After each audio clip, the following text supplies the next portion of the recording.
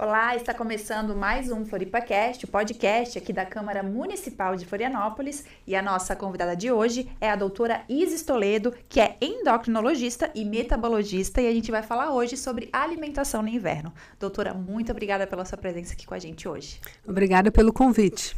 Doutora, a gente vai tocar um pouquinho nesse assunto, porque a gente está nessa estação do ano que dá vontade de comer chocolate, hambúrguer, sopa, tudo churrasco. Acho que eu queria que a gente falasse um pouquinho, né, sobre a alimentação, o que muda durante as estações do ano, né?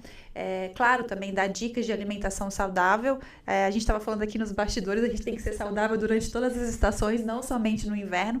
Mas no inverno a gente também tem algo a mais, né? A gente não que seja algo a mais. A gente tem aquela vontade, parece que a gente fica com mais fome. Eu queria que você explicasse um pouquinho pra gente qual é o motivo disso. Então, o nosso corpo, ele é muito sábio e lindo. No inverno, é mais frio. E o nosso corpo, ele tem a mesma temperatura, isso chama homeostase. A gente procura manter a temperatura corporal em torno de 36,5 graus. Então, se está mais frio, a gente perde mais energia, então a gente precisa consumir mais energia. E por isso que nós temos mais fome no inverno. Mas esse aumento de fome, ele não é só com o inverno. Tudo que aumenta o nosso metabolismo, aumenta a nossa fome. Então, por exemplo, exposição ao frio, aumenta a nossa fome.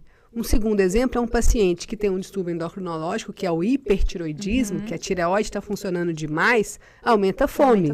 Um outro ponto é atividade física. Quem aí já não fez atividade física, exercício, acontece o quê? Aumenta a fome.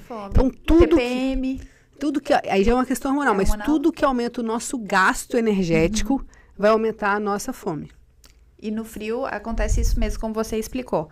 E a gente estava até falando aqui também nos bastidores, que eu acho que é legal a gente trazer para o programa sobre o mito, né? Que todo mundo fala, agora vai chegar o inverno, eu vou começar a comer mais, eu vou dar uma engordada. Doutora, isso é verdade? A gente engorda mais no inverno? Se você, por exemplo, começar as mesmas coisas que você comeu no verão, no inverno você iria emagrecer. Por quê? Porque você tem um maior gasto metabólico, né, para você conseguir manter a sua temperatura. Então, você gasta mais energia, comendo a mesma coisa no verão, você iria emagrecer. Porém, quando você gasta mais energia, você tem mais apetite. E não só o que nós chamamos de apetite homeostático, que é a questão de você realmente ter fome, de você precisar daquela energia. Mas também tem o apetite hedônico. O que é hedonismo? É prazer e recompensa. E é por isso que no inverno a gente tem, eu vou comer aquele chocolatinho, né? Vou comer, você falou outros alimentos, aí depende muito também de várias questões genéticas de cada um. Mas, de fato, nós temos não só mais fome, mas mais apetite hedônico no inverno. Doutora, e como a gente consegue manter, né? Eu acho que é importante, não somente no inverno, mas como eu tinha falado ali anteriormente, durante a nossa vida, uma dieta saudável, assim, que nutra o nosso corpo de forma saudável. O ponto mais importante é você comer comida de verdade, tá? Então, esse é o ponto 1. Você ter alimentação focada em alimentos como arroz, feijão, carne, ovos, frutas, legumes. Então, isso é muito importante. O segundo ponto é que existe um controle genético do seu metabolismo, inclusive, e claro, tem pessoas que têm uma genética mais voltada a ter obesidade e tem pessoas que não têm essa genética. Isso era uma dúvida também minha, pessoal, né? Que realmente tem pessoas que têm tendência a ser magras e pessoas que têm tendência a terem obesidade. Obesidade é uma doença. Não é falta de força de vontade. Ela é uma doença crônica que você precisa tratar para sempre. Ela é multifatorial, então um ambiente é importante, mas essencialmente essa questão dos prazeres e da recompensa, da genética em si, do seu gasto metabólico em relação ao que você come, das suas escolhas alimentares. Então, ela é uma doença crônica, multifatorial, e ela é uma doença recidivante. O que é uma doença recidivante? Você trata ela. Por exemplo, você está com 100 quilos, fez um tratamento, chegou aos 80. Se você parou de tratar, ela volta para os 100. Ela volta. Então, ela não estabiliza ali. Não, existe um conceito chamado set point metabólico, que é o maior peso que você já teve na vida, exceto na gestação. O seu hipotálamo, que coordena a fome e apetite, ele utiliza aquele maior peso da vida como seu set point metabólico. Eu falo que é a teoria do elástico. Quando você baixa o seu peso, chega num peso mais baixo, O seu corpo, se você para de fazer aquele esforço para chegar no peso mais baixo, ele volta, né? Então, a gente chama a teoria do elástico e tem um conceito que nós chamamos, que é o seguinte: cada quilo perdido aumenta a sua fome em 100 calorias. Sério? Isso. Então, qual que é o momento mais importante do seu tratamento? É o momento que eu tô perdendo peso. Quando você está mais magro, porque você vai ter mais fome. E o que as pessoas fazem? Elas comem mais. Elas têm mais fome, elas param o tratamento e voltam a engordar. Ah, então é como você falou, é crônico mesmo, né? É uma coisa que a gente tem que as pessoas que têm essa tendência têm que lidar. Então a gente não é, então é errado a gente falar, é gordo porque não se esforça, a pessoa tá... Isso é o maior preconceito. Hoje a gente tem que entrar com tanto de informação que temos. A gente tem que tratar a obesidade com respeito. E tratar a obesidade com respeito é entender que o paciente portador de obesidade, ele tem uma doença que merece ser tratada. Como? De forma multifatorial. Um estilo de vida, tentar criar um ambiente menos obesogênico, né, com menos opções, fazer uma atividade física, tomar a medicação correta para o padrão alimentar de forma contínua e ter um acompanhamento estruturado por uma equipe multidisciplinar. Então, não é errado a gente falar, quando a gente vê, né, é muito comum, porque fulano comeu um chocolate e não engorda. Eu tomei água e engordei 5 quilos. Acontece. Esse é o conceito. É um preconceito a gente achar que a pessoa portadora de obesidade, ela é preguiçosa. Ela pode ter menos energia, mas também tem um gene para isso. Ao mesmo tempo, não é só a medicação, ou a gente não justifica a obesidade por isso. O que essa pessoa precisa é de um tratamento melhor. Ela precisa estar inserida num tratamento adequado. Então, ele é multifatorial, né? Tanto tem que ser mental, na cabeça, físico, de todas as formas. O estilo de vida. Exatamente. O mais importante é procurar um endocrinologista que vai identificar nesse paciente. E portador de obesidade não é só aquela pessoa que você olha que tem obesidade grau 3, não. É quem tem mais gordura no corpo, é quem tem uma circunferência abdominal aumentada ou que tem um IMC acima de 30, que seria o peso sobre a altura ao quadrado. Essa pessoa precisa de um endocrinologista para identificar o padrão de alimentação e o melhor tratamento. Precisa de um nutricionista para fazer um cálculo de uma dieta hipocalórica adaptado à realidade, que ele não sinta tanta fome, que melhore que diminua, né, a questão do prazer e da recompensa. E precisa de um exercício que ele goste de fazer de forma regular.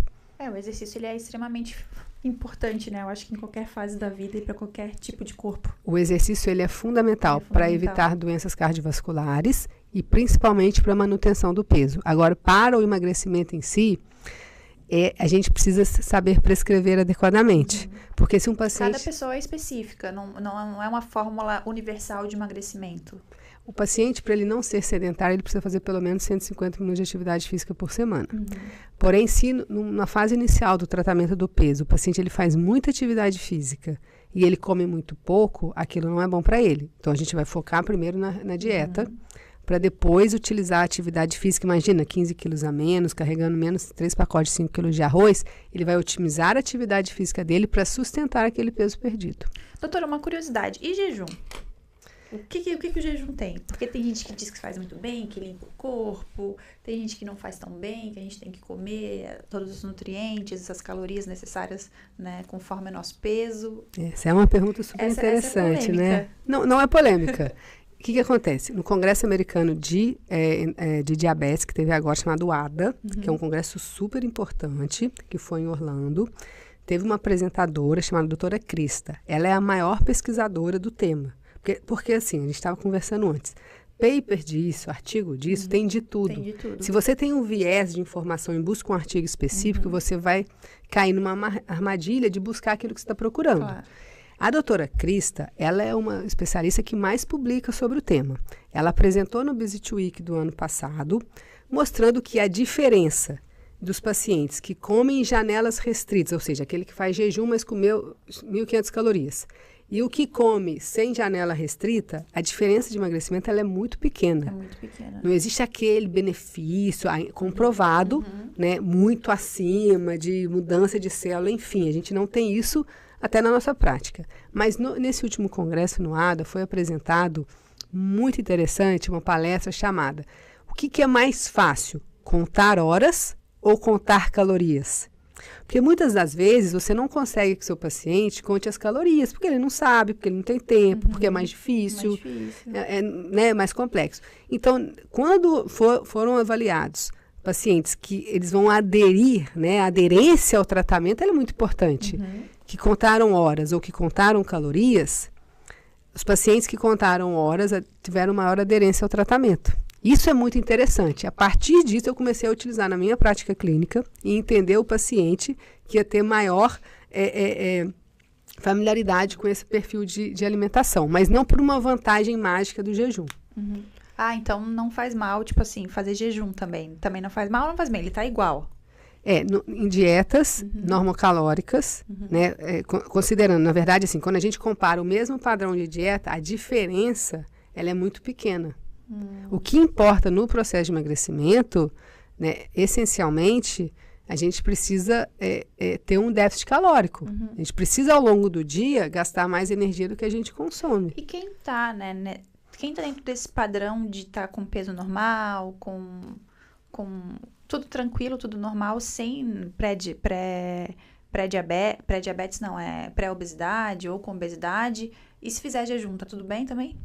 Então, essa pessoa que ela tem o peso normal, ela tem um desafio, qual que é? Manter o peso normal. Manter o peso normal. Então, esse peso normal ele precisa ser mantido e, para isso, ele precisa de estratégias individuais, né? Então, uma pessoa que está com peso normal, que quer ter mais saúde, o que eu sugiro?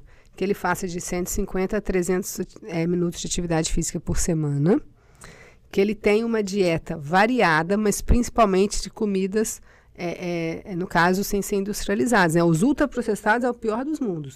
Comida de verdade, que não restrinja alguns perfis de alimento justamente para não ter nenhuma deficiência. E aí vale a pena, se ele quer ganhar massa muscular, né, para não ter uma perda de massa muscular ao longo do tempo, ele trabalhar com dietas levemente hipocalóricas e mais hiperproteicas. Então, introduzir proteínas em mais refeições do que habitualmente é feito. Doutora, vamos falar um pouquinho sobre os ultraprocessados que você falou aí, que é um câncer, né? Meu Deus. Teve uma palestra só sobre isso. Exato, passa no corredor do supermercado e tá ali, né? O câncer para você pegar na tua mão e comer. Que é aquelas batatinhas, que é bolacha recheada, essas coisas. Vamos falar um pouquinho do perigo também desses alimentos e da facilidade, né, também pelo preço e da praticidade que os ultraprocessados têm, né, no dia a dia.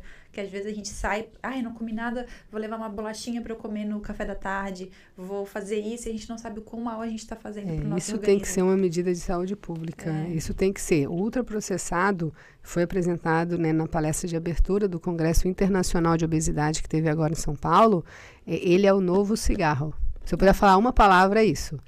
Né? Comer ultraprocessado, expor as nossas crianças, as nossas pessoas a ultraprocessado é o novo tabagismo. Faz muito mal. Eu li já alguns artigos, né, sobre, eu tento manter uma dieta, tento não comer algumas coisas, às vezes acabo pecando, assim, fico com peso na consciência, depois eu volto, depois eu acabo voltando também, né, e também porque até alguns são viciantes, né, como tu falou, é o novo cigarro, né, o novo tabagismo, o açúcar também. O açúcar vicia realmente?